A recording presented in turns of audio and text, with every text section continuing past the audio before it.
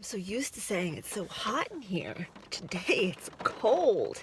So today in Car Confessions, we are going to be talking about the parallels between being a small business owner and living a healthy lifestyle.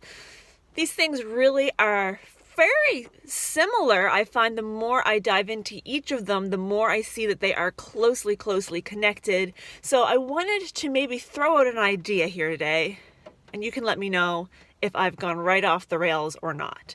There is this theory in business that 10% of what we do generates 90% of our income, and 90% of what we do generates 10% of our income. And the theory behind that is that we should spend more of our time on that 10% in increasing our income, our large portion of our income, and less of our time on that 90% that only generates a very, very small portion of our income. Now, for me, if you're in the social media space, this is going to make more sense than if you're not. But one of the things that I have let go of this year is worrying about Pinterest. It was something that I was scheduling, and I was getting all these pins scheduled to make sure that my stuff was going out, but it really was making no difference in my bottom line. It wasn't giving me sales. It wasn't giving me more page views. My page views were coming from old pins, so why was I wasting my time on these new ones? It was in that 90% giving me the 10%. Instead, I focus on serving my people better, serving all of you better, at least I hope I am, and making sure that my 10% is giving me more of the 90. So moving that back to the wellness health space, what if 10% of what we do generates 90% of our results in the health and wellness side of our lives, and what we do 90% of the time is only giving us 10%?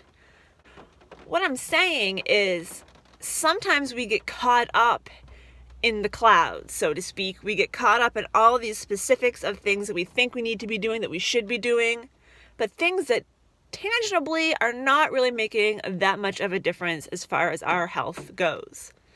A lot of times people get caught up in having to do a certain style of eating plan, a complicated or expensive lifestyle eating plan.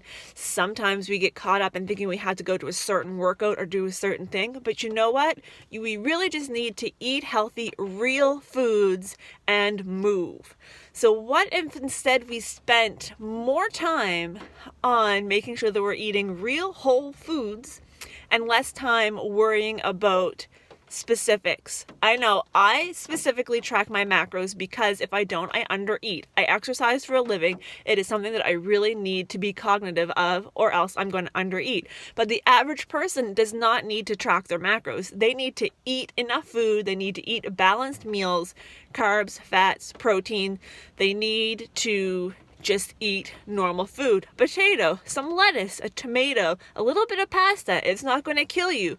Eat some protein, whether that's a meat-based or protein or vegetable-based. We need to be eating all of these things. We don't need to overcomplicate it. We do not need to spend 90% of our time to get that 10% of results. What if instead we spent some of that time on meal planning, that 10% that will give us 90% of our results because we know what we're going to have for supper?